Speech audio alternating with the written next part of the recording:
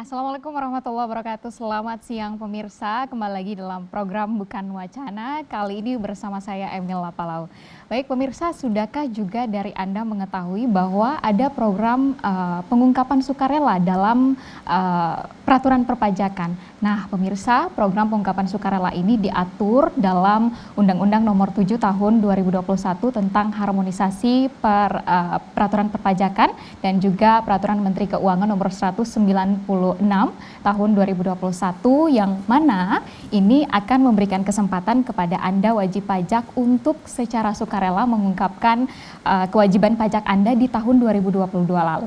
Nah, kali ini kita akan membahasnya secara spesifik dalam tema ketentuan investasi program pengungkapan sukarela bersama dua narasumber saya yang sudah hadir di studio TVRI Jawa Barat. Yang pertama saya perkenalkan ada Pak Pratikno selaku fungsional penyuluh pajak ahli pertama. Selamat siang, apa kabar Pak Pratikno? Kabar baik. Alhamdulillah kabar baik ya. Yang kedua ada Pak Andi Rizal selaku fungsional asisten penyuluh pajak mahir. Selamat siang, apa kabar Pak Andi? Kabar baik, Pak Emil. Alhamdulillah kabar baik ya Bapak-Bapak. Baik, Pak Atikno dan Pak Andi, kalau kita bahas terkait dengan program pengungkapan sukarela, kan ini memang tujuannya memberikan kesempatan ya kepada para wajib pajak untuk bisa secara sukarela nih menyampaikan kewajiban pajaknya. Pertama-tama saya ke Pak Tikno terlebih dahulu untuk juga memberikan pemahaman kepada pemirsa, kepada wajib pajak juga sebenarnya program pengungkapan sukarela nih apa Pak Tikno? Baik, terima kasih Teh Emil ya. Jadi kepada pemirsa TVRI sekalian, Direktorat Jenderal Pajak khususnya memberikan kesempatan kepada wajib pajak yang belum memenuhi kewajiban perpajakannya, diantaranya berdasarkan pengungkapan sukarela. Jadi harta yang sudah belum dilaporkan untuk wajib pajak, baik yang sudah mengikuti tax amnesty, jadi ada dua kebijakan pada saat itu. Yang pertama adalah wajib pajak yang mengikuti tax amnesty, itu wajib pajak orang pribadi dan badan. Nah itu mengikuti kebijakan satu. Kemudian ada pula pengungkapan sukarela untuk wajib pajak yang belum melaporkan sepenuhnya atau belum melaporkan aset yang dimilikinya di dalam SPT tahunan di tahun 2020. Jadi tadi PPS ini, program pengungkapan sukarela ini adalah semacam lanjutan gitu ya dari sebelumnya ada program tax amnesty atau pengampunan pajak. Jadi pemerintah pada saat itu melihat bahwa masih ada nih potensi dari wajib pajak yang belum sepenuhnya mengungkapkan aset yang dimilikinya, baik peserta tax amnesty maupun yang dasar aset yang dilaporkan per Desember 2015 maupun wajib pajak setelah tax amnesty dari tahun 2016 sampai 2020 belum dilaporkan aset di dalam SPT tahunan 2020 mengikuti program PPS ini. Jadi intinya basisnya dari harta yang belum diungkapkan seperti itu. Semacam kesempatan kedua Pak? Ya, betul setelah tax amnesty pertama ya. Tax amnesty pertama masih diberikan kesempatan lagi. Kesempatan saat ini berarti di program PPS ini jadi wajib pajak bisa mengungkapkan harta yang belum terungkap itu. Jadi program PPS-nya sendiri sudah berjalan ya. Sudah selesai gitu dalam artian pengungkapannya itu dilakukan di tahun 2022. Mulai 1 Januari 2022 sampai dengan 30 Juni 2022 seperti itu. Oke, baik.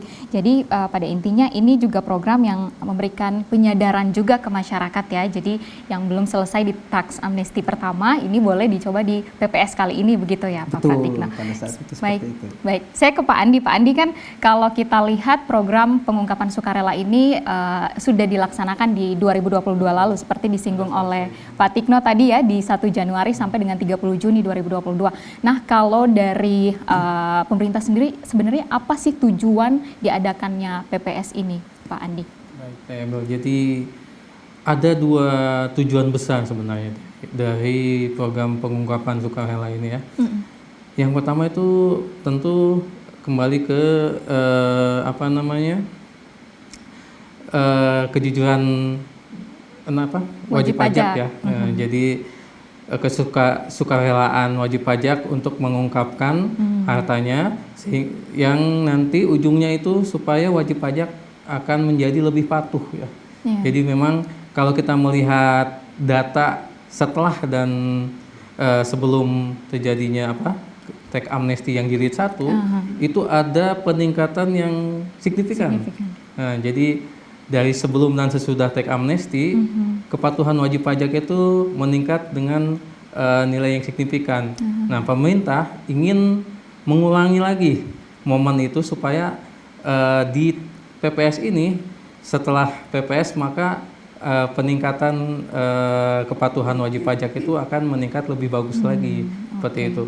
Jadi kembali lagi untuk kepatuhan itu kan nanti ujungnya di penerimaan juga ya. Nah itu untuk yang tujuan yang pertama. Yang kedua itu jadi kita seperti mungkin kalau kita ingat tahun 2022 itu COVID-19 itu efeknya itu masih sangat terasa ya, di mana ekonomi Indonesia itu masih compang-camping mungkin seperti dulu. Nah Pak Jokowi dalam hal ini Kementerian Keuangan ingin supaya ada semacam insentif atau vitamin lah ya. Jadi makanya salah satu kebijakan di PPS itu ada yang namanya itu, di mana hasil dari PPS itu wajib diinvestasikan. Nah betul, jadi tujuannya itu tadi untuk menggairahkan kembali perekonomian Indonesia ya, supaya lebih sehat lagi kita. Lebih sehat lagi pasca pandemi kita. Betul, yang porak-poranda kemarin ya, di 2020 sampai 2022 kemarin kita masih ngos-ngosan di sektor ekonomi kita begitu ya Pak Andi ya. Baik, tadi Pak Pratikno tadi kan sudah disinggung juga bahwa program ini sudah berlangsung di tahun lalu begitu ya. Nah, pertanyaannya, apakah wajib pajak ini masih bisa mengikuti kembali program PPS ini atau seperti apa Pak Tikno? Jadi untuk wajib pajak sendiri saat ini sudah program PPS-nya sudah selesai untuk pengungkapannya Bu ya. Jadi sekarang itu sudah beralih ke tahap investasi tadi ya, sampaikan Pak Andi bahwa pemerintah membutuhkan dana dan salah satunya untuk menggairahkan ekonomi itu berasal dari investasi atas komitmen wajib pajak pada saat ikut PPS. Ada pilihan untuk mengikuti menginvestasikan harta yang sudah dideklarasikan atau direpatriasi dari luar negeri seperti itu. Jadi sebenarnya sudah selesai dan sekarang tahapannya itu adalah investasi gitu ya Pak? Investasi, betul sekali. Nah Pak Tikno, mungkin untuk menyegarkan lagi nih para wajib pajak begitu, sebenarnya bagaimana sih peraturan khususnya begitu terkait dengan program pengungkapan sukarela ini? Baik, jadi pada saat dulu program pengungkapan sukarela digulirkan, itu wajib pajak diberikan pilihan untuk melaporkan aset, pengungkapan aset. Itu ada 2 kebijakan. Kebijakan pertama itu ditujukan kepada wajib pajak badan dan orang pribadi peserta tax amnesty yang menjadi program pengampunan pajak. Nah, barangkali pada saat program pengampunan pajak tersebut masih ada aset yang belum diungkapkan, diberikan pilihan silahkan untuk mengungkapkan kembali aset yang belum sepenuhnya dilaporkan. Nah, itu diberikan pilihan silahkan untuk wajib pajak yang memiliki aset di luar negeri bisa mendeklarasikan. Mendeklarasikan aset luar negeri itu tarifnya 11%. Kemudian untuk wajib pajak yang merepatriasi, jadi istilahnya menarik dana dari luar ke Indonesia lagi, dan yang mendeklarasikan aset yang dimiliki di dalam negeri itu diberikan tarif sebesar 8% ya PPh-nya. Kemudian yang terakhir nih, pilihan yang paling rendah adalah sebesar 6% khusus untuk wajib pajak yang melakukan repatriasi aset luar negeri dan mengungkapkan aset dalam negeri, kemudian menginvestasikan aset tersebut di dalam ada 3 pilihan investasi.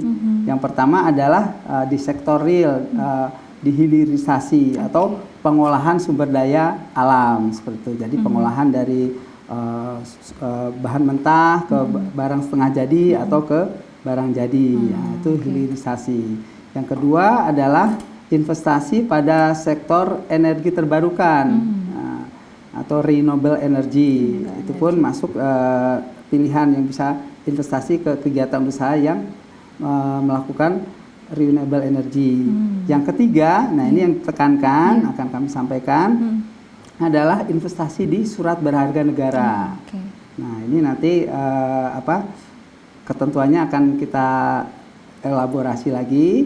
Nah, kemudian untuk kebijakan yang lain, kebijakan kedua itu ditujukan kepada wajib pajak yang belum sepenuhnya melaporkan harta pada SPT tahunan. Jadi harta itu yang diperoleh di tahun 2016 sampai dengan tahun 2020 dan belum dilaporkan di SPT tahunan orang pribadi tahun 2020 seperti itu. Oke. Nah, tarifnya juga untuk kebijakan 2 tarifnya ada tarif 18%, 14% dan 12%. Ya, tadi yang 18% khusus untuk wajib pajak yang hanya mendeklarasikan aset di luar negeri. Kemudian tarif 14% untuk wajib pajak orang pribadi yang menarik atau repatriasi aset luar negeri dan orang pribadi yang mendeklarasikan aset dalam negeri itu 8%. Yang paling rendah 12% itu untuk wajib pajak yang menginvestasikan aset yang sudah direpatriasi maupun yang dideklarasikan aset dalam negerinya. Itu ada 2 kebijakan. Oke, jadi kebijakan 1 dan kebijakan 2 memang agak berbeda ya. Tapi kalau kita lihat juga memang cukup tinggi ya persenan di kebijakan 2 ya Pak ya. Selisihnya cukup tinggi ya Pak. Oke, karena kalau kebijakan 1 kan sebenarnya WP sudah mengikuti TA, cuma masih ada yang belum. Jadi kalau yang kebijakan 2 sebenarnya wajib pajak itu seharusnya setelah program TA seperti disampaikan Pak Andi, kepatuhannya meningkat gitu. Dituntut kepatuhannya meningkat. Namun tadi karena belum patuh juga, pengenaan tarifnya lebih besar dibandingkan yang kebijakan 1. Di kebijakan 1. Jadi lebih untung yang mengikuti dari awal ya Pak, kebijakan 1 ya daripada 2 ya. Tapi masih sedikit tidak terlalu tinggi dibanding nanti kalau ada sanksinya mungkin khusus ya Pak ya. Nanti ketika tidak mengikuti yang sebelumnya nanti akan ada kenaikan juga berarti Pak ya. Betul. Jadi pemerintah dalam hal ini memberikan kesempatan wajib pajak untuk mengungkapkan harta melalui program tax amnesty maupun PPS itu dalam rangka memberikan kesempatan untuk bisa mengungkapkan sendiri dengan tarif lebih rendah dibandingkan dengan nanti pemerintah atau Direktorat Jenderal Pajak yang sudah memiliki data mengenai aset-aset yang dimiliki. Kalau dikenakan akan tarifnya lebih besar, ataupun di luar skema tax amnesty maupun PPS ini wajib pajak masih tetap bisa mengungkapkan aset yang dimilikinya. Ada program pas final. Namun itu tarifnya jauh lebih besar. Untuk orang pribadi tarif PPh yang harus disetorkan itu sebesar 30%. Dan tinggi betul, ya, hampir 2 kali lipat ya. Betul. Untuk badan itu 25% tarif pas finalnya itu seperti itu. Oke, jadi sebenarnya ini program memang untuk menyadarkan masyarakat wajib pajak memang mengungkapkan secara sukarela ya. Dengan sukarela itu sebenarnya diberikan juga keringanan untuk tarifnya agak lebih rendah begitu jalur ya. Khusus lah. Jalur khusus. Oke, baik. Saya ke Pak Andi. Pak Andi, bisa juga kah disampaikan terkait dengan timeline proses PPS ini berjalan sejak kapan dan sampai kapan gitu? Jadi timelinenya itu kalau kita lihat kan sebenarnya tahapannya itu ada 3 ya, deklarasi, terus repatriasi dan investasi. Untuk deklarasi sendiri yang tadi seperti Pak Tikno sampaikan, wajib pajak mendeklarasikan harta yang dia miliki itu diberikan kesempatan dari tanggal 1 Januari 2022 sampai 30 Juni 2022. Jadi tahapan itu sudah kita lewati ya. Wajib pajak sudah tidak bisa lagi untuk mendeklarasikan dalam rangka PPS. Nah, Yang kedua itu adalah tahapan repatriasi yang saya ulangi lagi tadi yang seperti disampaikan oleh Pak Tikno. Jadi jika wajib pajak punya harta di luar negeri, itu wajib untuk memasukkannya kembali ke dalam negeri ya. Jadi misalnya ada tabungan di bank luar negeri, silahkan dimasukkan ke bank dalam negeri. Itu sudah bisa dikategorikan sebagai repatriasi. Nah, repatriasi sendiri itu pemerintah memberikan kesempatan sampai 30 September tahun 2022. Jadi kalau sekarang seharusnya sudah semua ya. Jadi ketika kemarin PPS mengambil yang repatriasi itu wajib sudah selesai di September tahun kemarin. Nah, sekarang yang tahapan terakhir yaitu investasi. Investasi ini pemerintah memberikan batas waktunya itu sampai 30 September tahun 2023. Artinya akhir bulan ini ya. Saat ini. Nah, betul. Jadi jangan sampai ketinggalan. Dan untuk investasi ini dia bisa bertahap, bisa juga langsung. Jadi misalnya dari 100 juta mau 50 juta dulu, silahkan. Yang penting pada tanggal 30 September nanti itu sudah semua diinvestasikan. Seperti itu. Nah, yang tadi diinvestasikan itu dalam aturan kami itu harus di hold atau itu selama 5 tahun. Jadi selama 5 tahun itu misalnya investasi di surat berharga negara itu hanya harus sampai 5 tahun, yaitu sampai 30 September tahun 2028. Itu di holding periodnya. Betul, ada holding period namanya. Oke, mungkin ini yang kita perlu tekankan ya Pak Tikno dan Pak Andi ya, terkait dengan investasinya yang masih bisa dilakukan oleh para wajib pajak begitu ya sampai saat ini. Untuk investasi tadi mungkin ada 3 sektor ya. Betul. SBN ada dan renewable energy, lalu hilirisasi sumber daya alam dan surat berharga negara ya. Kalau yang surat berharga negara itu ada 2 jenisnya, yaitu surat hutang negara dan surat berharga syariah negara atau SBSN. Gitu. Jadi dia punya spesifikasi khusus juga. Betul. Ya. Oke, nanti kita akan bahas itu lebih dalam. Tapi saya mau tanya ke Pak Andi lagi. Nah, Pak Andi, kalau tadi kita sempat singgung terkait dengan sanksi ya. Misalnya kalau yang tidak sempat mengikuti tax amnesty 1 diikut yang program PPS ini, lalu ketika ada di program kebijakan ini juga ketika lewat nanti ada tinggi lagi begitu ya, ada sanksinya juga. Ya. Nah, ini Pak Andi sebenarnya adakah sanksi atau ketika wajib pajak melakukan prestasi atau gagal repatriasi? Jadi Teh Emil, balik lagi tadi tahapannya kan ada 3 ya, dari deklarasi, investasi dan repatriasi. Nah, kalau tadi jika wajib pajaknya itu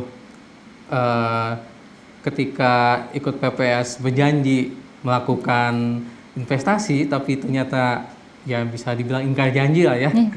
Nah, itu ada ada tambahan dendanya. Tambahan denda. Nah, dendanya itu dibedakan untuk tahapan kebijakan 1 dan kebijakan 2 itu berbeda.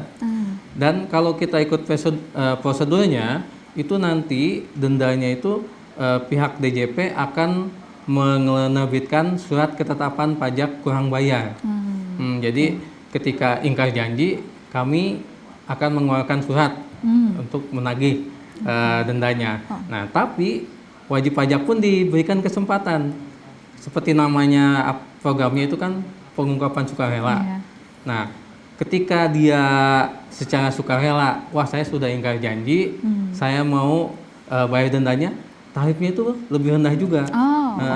Jadi kalau tadi untuk yang kebijakan gagal investasi itu untuk kebijakan 1 dan kebijakan 2 itu tarifnya 3% dari nilai harta bersih.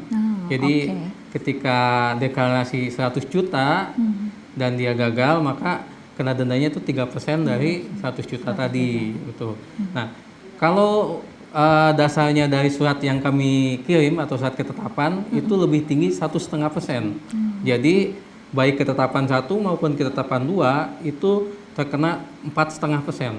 gitu. Jadi lebih tinggi ya. Oke. Nah, yang kedua, kalau dia gagal repatriasi, nah itu memang untuk wajib pajak luar negeri ya. Jadi dia berjanji memasukkan hartanya ke dalam negeri, tapi dia gagal. Iya. Oke. Untuk kebijakan 1, dia terkena denda 4%. Oke. Dan kebijakan 2, 5%. 5%. Tapi itu kalau sukarela. Kalau dia menunggu surat ketetapan kami, sama seperti tadi, lebih tinggi 1,5%. Jadi kalau yang kebijakan 1 kena 5,5%, kalau yang kebijakan 2 itu kena berapa tadi? 6,5% ya. Iya betul. Pokoknya lebih tinggi 1,5% dari yang sukarela. Nah, yang terakhir nih, dia berjanji repatriasi dan di investasi. Tapi ternyata ingkar janji. Iya. Nah, itu lebih tinggi lagi. Oke. Jadi kalau yang kebijakan 1 itu 6% dan kebijakan 2 itu 7%. Tapi itu tadi saya tekankan lagi kalau sukarela ya. Sukarela. Kalau dia berdasarkan surat ketetapan kami akan ditambah 1,5%. Jadi tarifnya 7,5 dan 8,5% gitu. Jadi kalau bisa silahkan Secara sukarela. betul. Betul ya. Secara rela Tapi kalau mengungkapkan bisa ya. jangan sampai lah. Jangan sampai ada Mending investasi manifestasi aja, ya, jadi tidak betul. usah ada denda lagi. Oke, baik. Pak Andi dan Pak Tikno, perbincangan kita masih seru. Nanti kita akan lanjutkan lagi, kita jeda dulu. Baik, pemirsa kita akan kembali tetap di Bukan Wacana.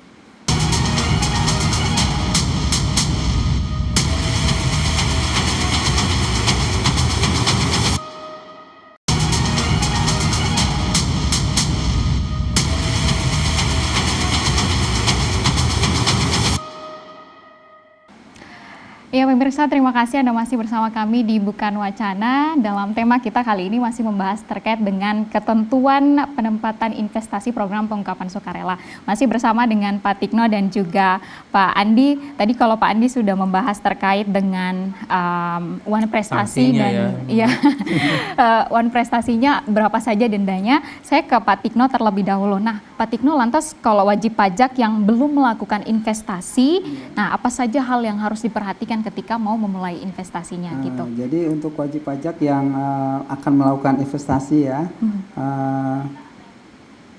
diperhatikan adalah mengenai pilihan investasinya.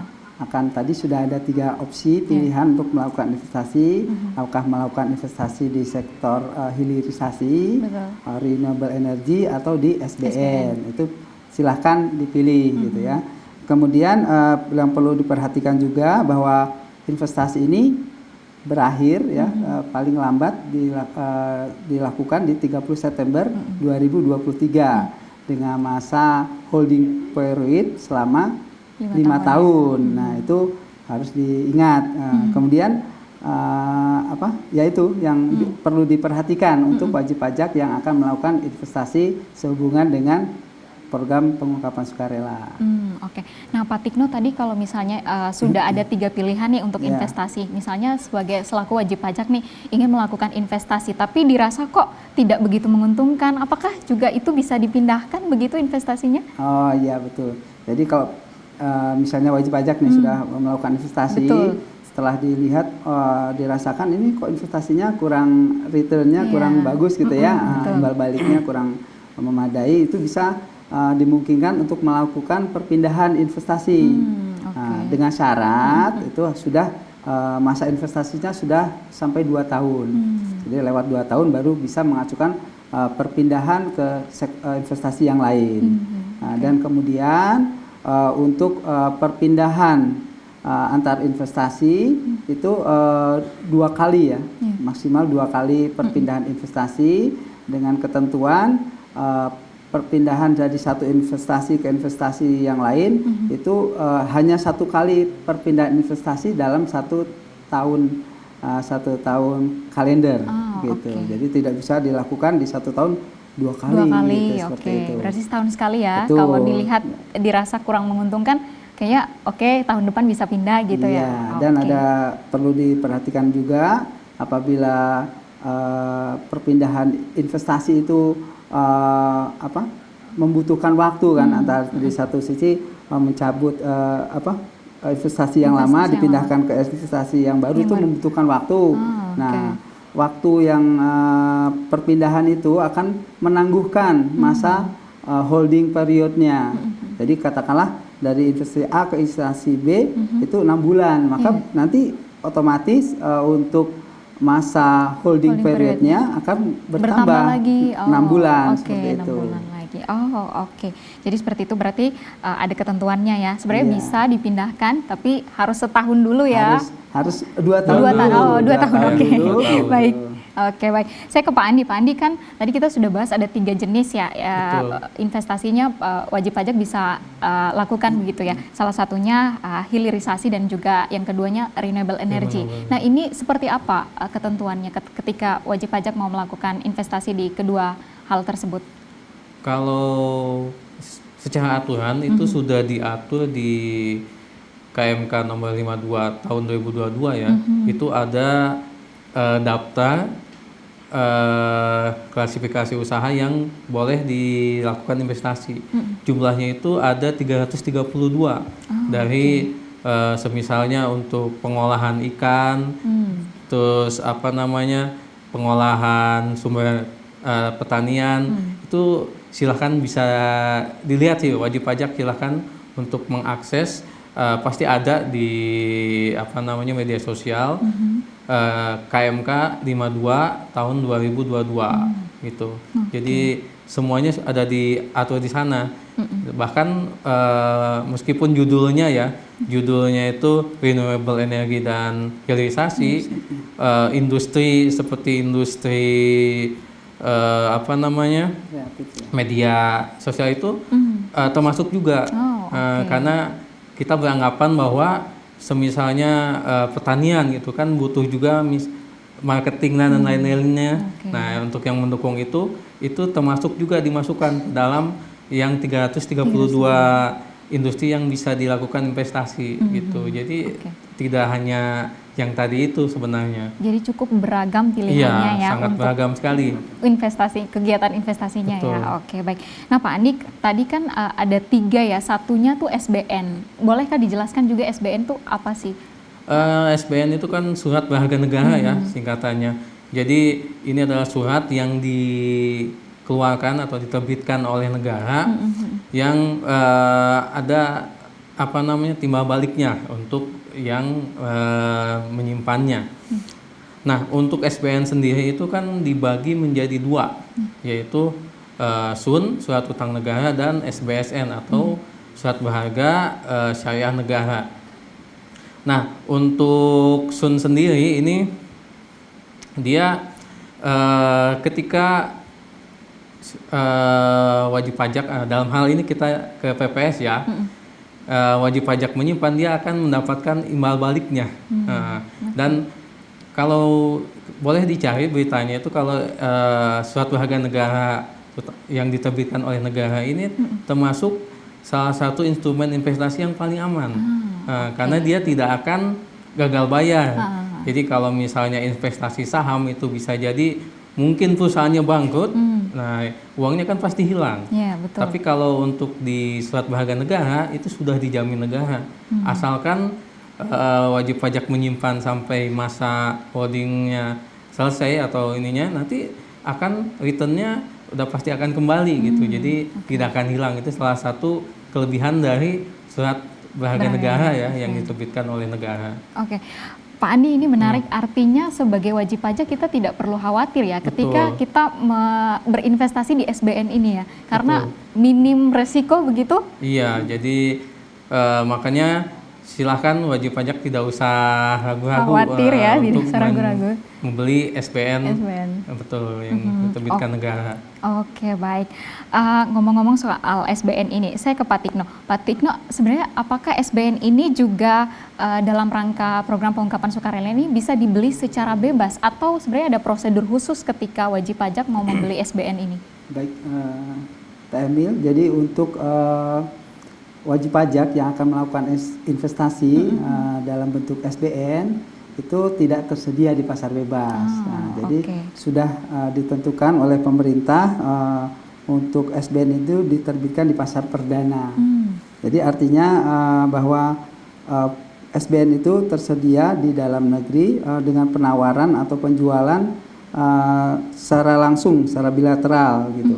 Kemudian transaksinya pun dilakukan secara private placement gitu. Jadi melalui dealer utama. Ya. Oke, baik.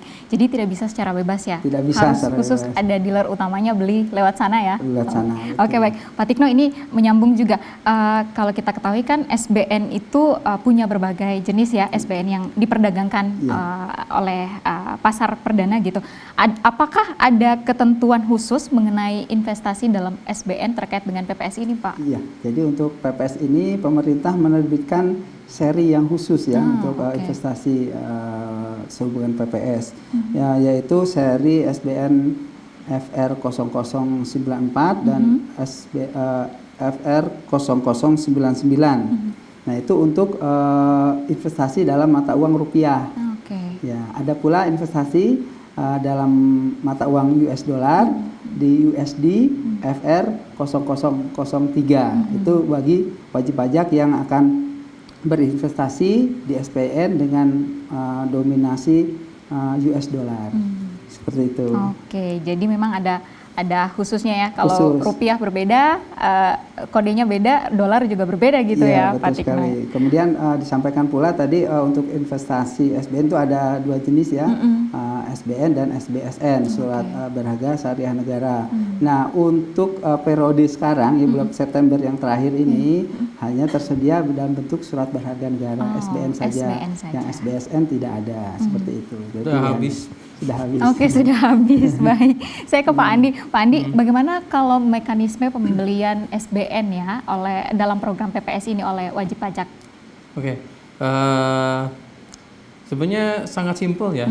Tadi kan seperti yang Pak Tikno sudah sampaikan, untuk silakan ke dealer utama. Nah, dealer utama itu di mana sih? Kalau untuk di Kota Bandung ini, silahkan datang ke kantor cabang bank-bank yang ada di Kota Bandung. Itu biasanya sudah ada yang disebut dealer utama itu. Nah, jadi nanti silahkan datang saja ke bank-bank tadi atau ke dealer utama tadi.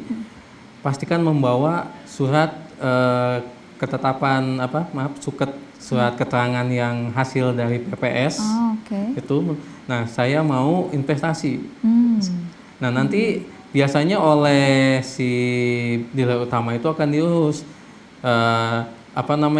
identitas investor atau single investor identity itu. Terus nomor rekening untuk transaksi surat berharga dan nomor rekening transaksi asal dananya. Nah, itu memang banyak sih sebenarnya yang akan diurus, tapi wajib pajak tidak usah bingung, silahkan datang saja ke dealer-dealer utama tadi, bawa KTP, bawa NPWP, dan bawa suket PPS-nya. Nah, nanti biasanya akan diarahkan oleh petugas di sana. Nah, nanti surat berharga mana sih yang akan yang sudah tahu mereka, betul. Ya. Oke, baik. Jadi beberapa persyaratan tadi dibawa, lalu tinggal ke bank saja ya, yang ada di kota-kota terdekat ya. Salah satunya kalau Bandung ya sudah langsung saja ya. Oke. Karena Pak Tikno tadi, karena kita sudah bahas private placement atau dealer utama, saya mau tanya Pak Tikno, mungkin bisa jelaskan juga ke wajib pajak sebenarnya private placement ini atau dealer utama nih apa sih Pak, dan seperti apa ininya kinerjanya mungkin Pak? Jadi untuk investasi SBN dalam rangka PPS itu dilakukan dengan private placement. Nah, artinya bahwa untuk transaksi SBN itu dilakukan penawarannya oleh pemerintah dengan para pihak. Pihak ini dalam arti bahwa wajib pajak investor diwakili oleh dealer utamanya itu tadi, gitu. Jadi secara privat. Kemudian di dealer utama tadi sudah disampaikan Pak Andi, dealer utama adalah bank-bank atau lembaga investasi yang ditunjuk pemerintah untuk membantu proses penjualan atau penawaran surat utang negara tersebut. Nah, seperti itu. Oke, jadi memang ada ininya ya, dealer utama tuh bank-bank khusus yang sudah ditunjuk pemerintah Sudah ya? ditunjuk pemerintah, Sudah ditunjuk, betul. oke. Nah Pak Tikno, sebenarnya kalau kita bahas ini, berapa hasil balik investasi yang bisa didapat melalui surat utang negara ya? Jadi sebagai contoh ya, misalnya untuk SBN seri FR 0099 itu di dalam setiap surat utang negara tentunya itu akan ada tenor gitu, waktu, kemudian ada tanggal jatuh temponya kapan, kemudian ada kuponnya berapa, persentasenya, kemudian tanggal berapa kupon tersebut akan dibagikan, dan terakhir berapa nilai nominal per unit dari SBN tersebut. Nah, untuk contoh misalnya di seri FR 0099 itu tenor waktunya selama 6 tahun. Nah, dari sejak pembelian, kemudian tanggal jatuh temponya sampai tanggal 15 Januari tahun 2029 dengan suku bunga atau kuponnya sebesar 6,4%.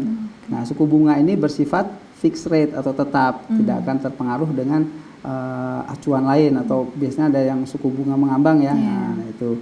Kemudian pembayaran kupon dilakukan setiap 6 bulan sekali, yaitu tanggal 15 Januari dan tanggal 15 Juli itu setiap tahunnya.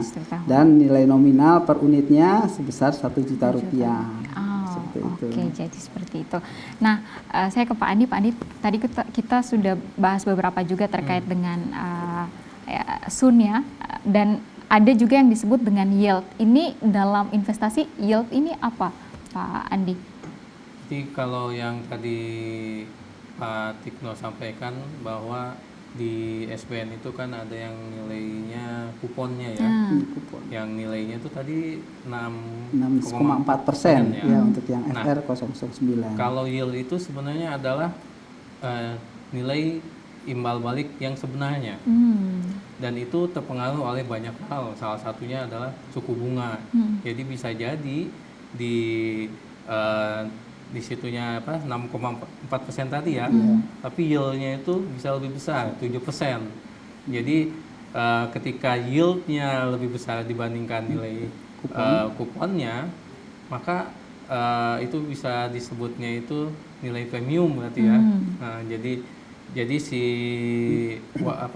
yang pembeli surat berharga ini akan mendapatkan bunga yang lebih besar dibandingkan nilai kuponnya. Nah, kalau misalnya nilai kupon itu sama dengan nilai yieldnya, itu disebutnya itu par atau sama saja ya sih. Nah, kalau misalnya nilai kuponnya lebih kecil dibandingkan nilai yieldnya, kebalik ya. Kalau nilai kuponnya lebih besar dibandingkan nilai yieldnya, berarti itu harganya harga diskon. Jadi sederhananya sih yield itu adalah nilai yang sebenarnya, yang akan kita terima. Sedangkan kalau nilai kupon itu adalah nilai yang tercantum di surat berharga negara itu. Nah, dan ini mempengaruhi harganya ini, harga si SBN-nya ini. Gitu. Oke, baik. Jadi ada ketentuan-ketentuan khususnya juga ya. Itu lebih kepada ilmu ekonomis itu ya. Oke, baik. Hitung-hitungan matematisnya ya. Investasinya. Oke. Saya ke Pak Tikno. Pak Tikno, lalu apakah juga bisa disampaikan ke wajib pajak kapan proses dan jadwal private placement ini dalam program PPS ini, Pak Tikno? Ya. Jadi untuk melakukan private placement itu ada tahapan waktunya ya, dari mulai saat tanggal 15 itu adalah pengumuman seri dan range yieldnya tanggal 15 September. Kemudian hasil dari yieldnya itu sendiri keputusannya di tanggal 21 September. Kemudian untuk penyampaian dari dealer utama, permohonan dari dealer utama ya, itu tanggal 22 September. Jadi nanti menyampaikan dealer utama ke Dirjen Pengelola PPPR itu ya. Nah itu setelah itu di tanggal 22 Desember tanggal 25 ya, 25 September itu dilakukan transaksi private placement-nya. Nah, dan tanggal 29 sudah settlement. Jadi sudah terdaftar investor sebagai investor melalui SBN tersebut di tanggal 29 September seperti itu. Oke. Nah, Pak Tikno, atas investasi yang sudah dilakukan oleh wajib pajak dalam program PPS ini, apakah juga memang perlu dilaporkan kembali begitu? Ya, betul. Seperti halnya di periode sebelumnya ada repatriasi gitu ya, ada dilaporkan di dalam DJP online. Demikian pula halnya untuk kegiatan investasi ini. Oleh wajib pajak wajib dilaporkan di laman DJP online seperti itu. Ada menunya, menu e-reporting PPS. Nah, nanti silakan dibuka akun DJP online-nya masing-masing wajib pajak, dan di situ silahkan laporkan realisasi investasinya di menu e-reporting di DJP online. Oke, dan ini 5 tahun juga ya? Betul, jadi untuk pelaporannya dilaporkan setiap tahun selama 5 tahun berbarengan dengan saat pelaporan SPT tahunan. Oke, baik. Berarti jadi per tahunnya ya, gitu betul. ya? Oke. Saya ke Pak Andi, tadi karena sudah disinggung oleh Pak Tikno terkait dengan e-reporting, boleh dijelaskan mungkin tahapan ketika kita mau melaporkan di situs e-reportingnya? Baik, Teh Emil, semua sekarang kan serba online ya. Betul. Jadi kita laporannya pun di DJP online, sama seperti pelaporan SPT tahunan di DJP online. Nah, nanti silahkan kalau menunya itu ada di menu layanan. Nah, kalau yang belum ada itu silahkan masuk ke menu profile, aktivasi fitur. Nah, nanti dicentang e-reporting PPS. Oke. Nah, setelah diaktifasi, karena tidak semuanya otomatis muncul ya. Jadi memang harus diaktifasi dulu kalau memang belum ada. Nah, kalau sudah ada, masuk ke menu layanan, e-reporting PPS. Nah, pilih, nanti ada pilihan repatriasi atau investasi. Kalau repatriasi kan kita sudah selesai ya. Silahkan pilih investasi. Nah, investasi apakah kebijakan 1 atau kebijakan 2? Pilih juga. Nah, diharapkan ketika membuat laporan itu punya data suketnya. Yang ketika deklarasi kan PPS dapat suket. Nah, nanti pastikan datanya itu sama antara yang dipilih di suket dengan yang ketika pelaporan. Jadi contohnya ketika dulu deklarasinya itu uang tunai senilai misalnya 100 juta, kodenya 011. Nah, dipilih juga itu nanti 011. Maka otomatis nanti akan muncul yang sudah dideklarasikan. Jadi tidak bisa misalnya dulu deklarasinya uang, terus sekarang milih hartanya itu yang lain. Nah, nggak akan muncul. Jadi ini otomatis. Nah, setelah dipilih harta yang sudah dideklarasikan, nanti klik tombol next, kita akan ke menu investasinya. Nah, nanti diinvestasikan ke dalam bentuk apa? Nah, itu silahkan diisi nanti. Nah, setelah di next, itu nanti akan dimasukkan bukti pendukungnya. Jadi misalnya tadi setelah investasi ada surat dari dealer utama bukti bahwa sudah melakukan investasi. Nah, itu nanti di-scan, dimasukkan ke DJP online dan tinggal kirim, sudah seperti itu saja sih. Jadi semuanya di DJP online bisa dilakukan gitu ya secara online ya. Betul. Pak Andi dan Pak Tikno ya. Baik, Pak Andi, Pak Tikno, kita jeda terlebih dahulu. Nanti usai jeda kita akan berbincang lagi masih terkait dengan program pengungkapan sukarela ini. Pemirsa tetap bersama kami di Bukan Wacana.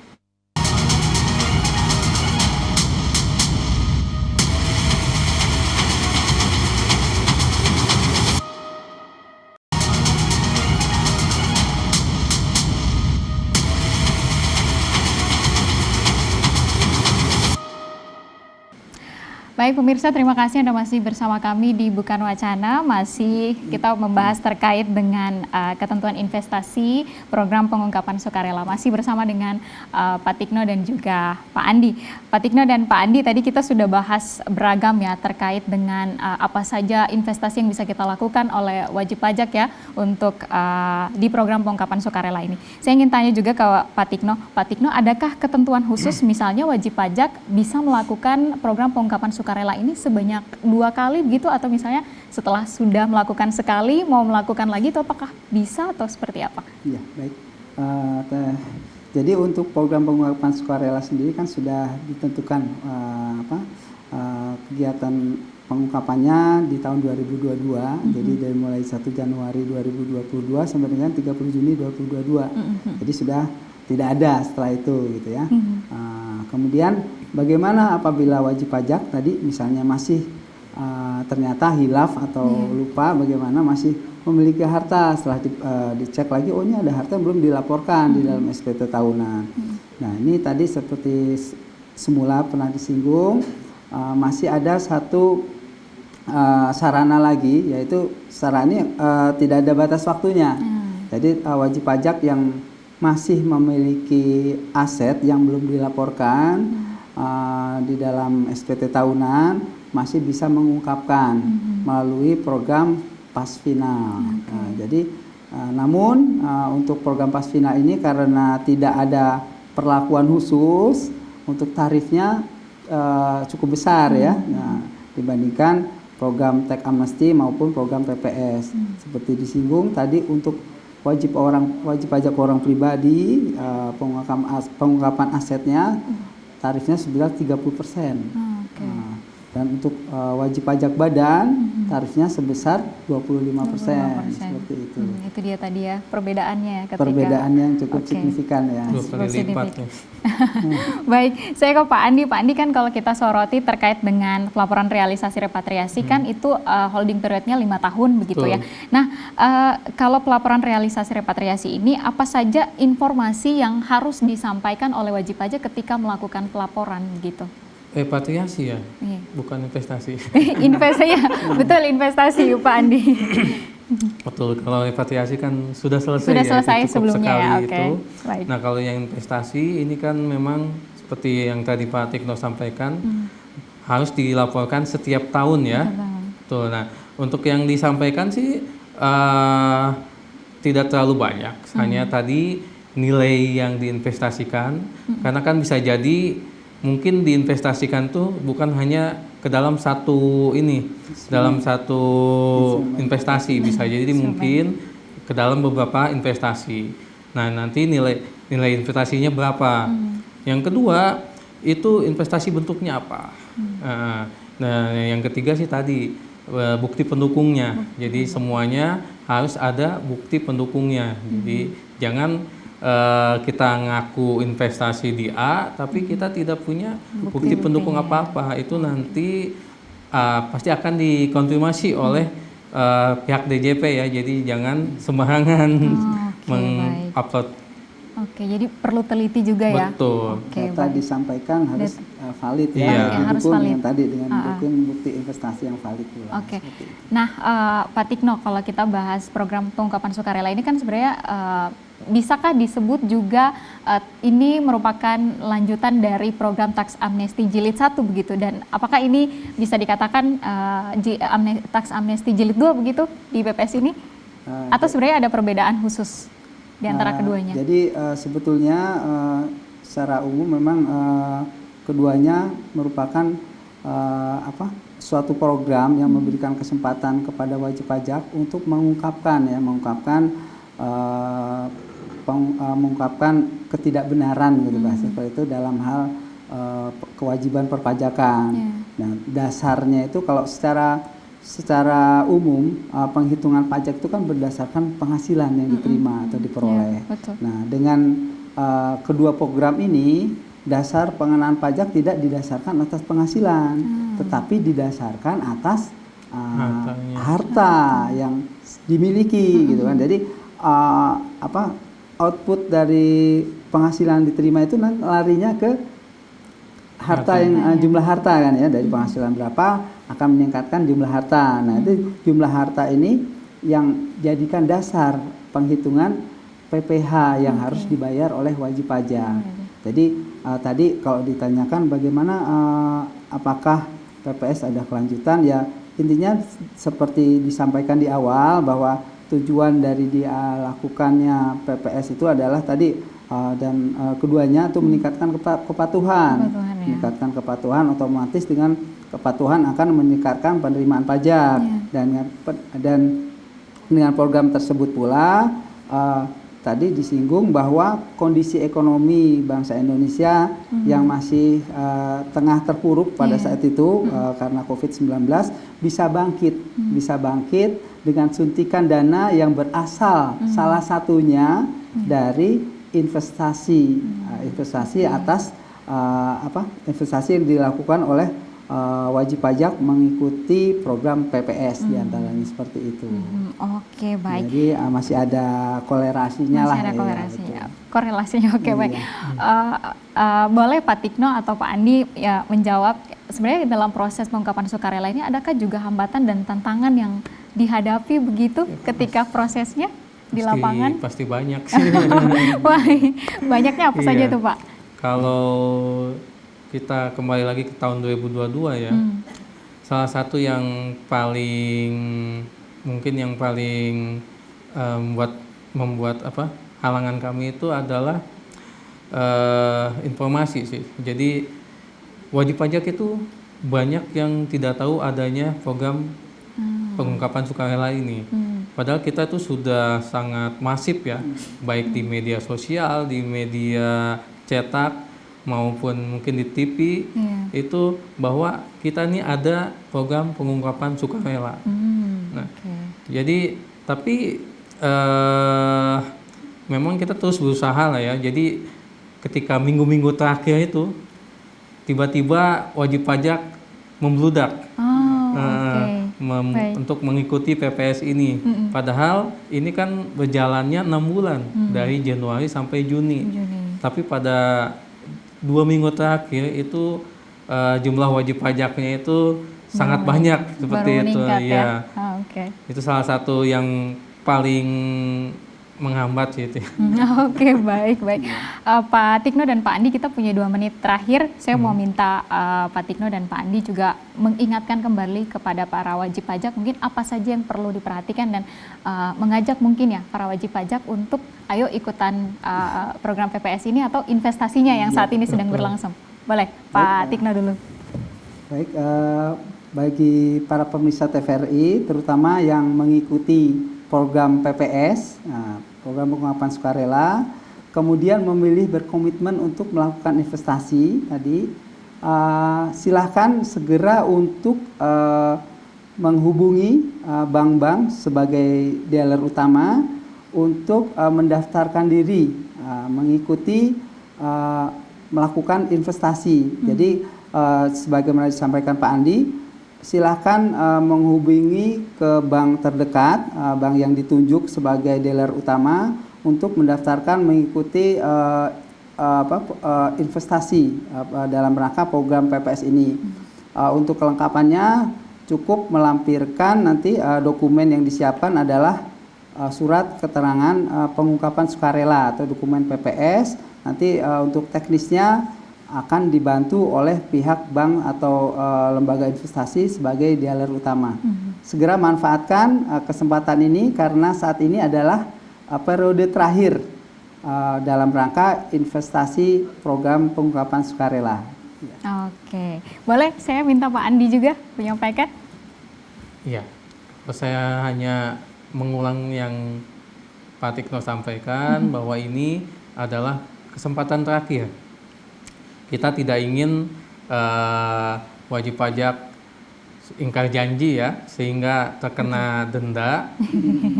Padahal kesempatan masih ada, jangan disia-siakan. Silahkan, jika memang bingung, tadi silahkan datang saja ke dealer utama untuk melakukan investasi di surat berharga negara. Seperti seperti itu aja. Oke, terima kasih Pak Andi, terima kasih Pak Tikno sudah hadir di Bukan Wacana pada kali ini. Kita berharap tentu program ini bisa paling penting adalah meningkatkan kepatuhan wajib pajak untuk mengikuti PPS ini ya. Terima kasih, terima kasih untuk Pak Tikno selaku fungsional penyuluh pajak ahli pertama sudah hadir di TVRI Jawa Barat, dan Pak Andi Rizal selaku fungsional asisten penyuluh pajak mahir. Terima kasih Bapak-bapak. Kita jumpa lagi nanti di lain kesempatan ya. Baik.